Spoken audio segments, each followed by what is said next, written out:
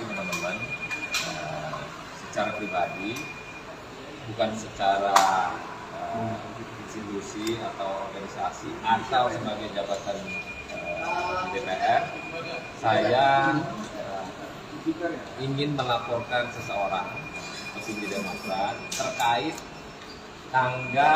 terkait apa yang diucapkan pada tanggal 25 Agustus, bahwasannya saya ada di dalam ruangan itu. Mengklarifikasi apa yang disampaikan bahwa Anies AHY akan dideklarasikan awal September. Omongan itu saya katakan nggak ada. Tapi Pak SBY meminta deklarasi tanggal 3 September, itu benar. Jadi apa yang disampaikan Pak SBY sebenarnya itu adalah bohong belaka. Tidak ada bahwa Anies AHY akan dideklarasikan awal September. Jadi nggak ada. Selama 2 jam saya di dalam ruangan itu adalah menerima cerita tentang apa yang pengalaman Pak SBY selama memulai proses sebagai Capres 2004 itu adalah dia cerita. Beliau cerita terkait apa yang pernah terjadi sama dirinya. Jadi kenapa saya akhirnya memiliki secara pribadi mau melaporkan? Tapi tadi saya di jalan menelepon ketua umum bahwa saya akan melakukan pelaporan. Tapi Pak Surya memerintahkan kepada saya untuk tidak boleh melaporkan yang bersangkutan. Jadi saya ini sebenarnya udah siap, udah melaporkan. Tapi tadi perintah ketua umum untuk tidak boleh melaporkan yang bersangkutan. Kebetulan tadi Pak Anies juga me-WhatsApp saya untuk meminta juga yang sama. Pak Anies pengen fokus ke depan ini dalam rangkaian pemenangan, dalam strategi pemenangan Capres 2024. Jadi dalam hal ini juga saya menjelaskan kepada teman-teman, mengklarifikasi bahwa apa yang disampaikan Pak SBY yang tadi saya sebutkan tidak benar. Itu bohong. Tapi juga dalam perspektif politik, harusnya seorang mantan presiden menyampaikan secara utuh apa yang terjadi sebenarnya pada tanggal 25 Agustus. Itulah pokok masalah yang kenapa saya harus hadir di sini.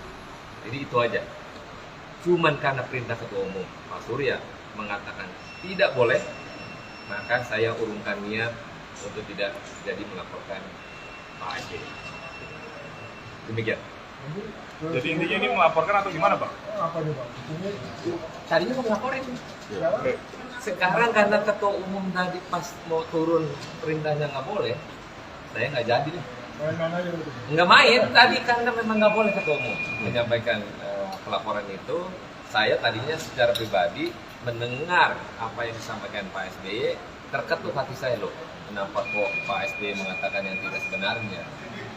Tapi saya mesti klarifikasi karena saya di dalam ruangan itu selama 2 jam menerima cerita tentang proses Pak SBY waktu 2004. Jadi itu teman-teman, saya mau klarifikasi karena perintah ketua umum tidak boleh melaporkan, saya urungkan niat untuk tidak jadi melaporkan Pak SBY.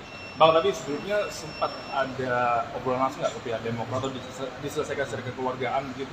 Enggak, saya belum berkomunikasi. Saya secara pribadi saya lapor waktu ke Jakarta Surabaya bahwa saya akan melaporkan Pak SBY karena Pak SBY melaporkan menginformasikan kepada ruang publik itu tidak benar. Jadi itu yang saya konsen. Saya tidak ada urusan ke belakang mundur tentang masalah progres lah, masalah surat lah, masalah yang lain-lain. Tapi ada bahasa yang dianggap bahwa yang tidak pantas diucapkan oleh mantan presiden tentang bahwa pengkhianat segala macam. Nah itu yang kita mesti luruskan bahwa di dalam area lobby politik semua bisa terjadi.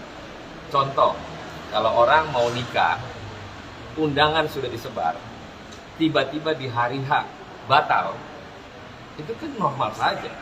Jadi tidak akhirnya seolah-olah jadi jengkel atau marah.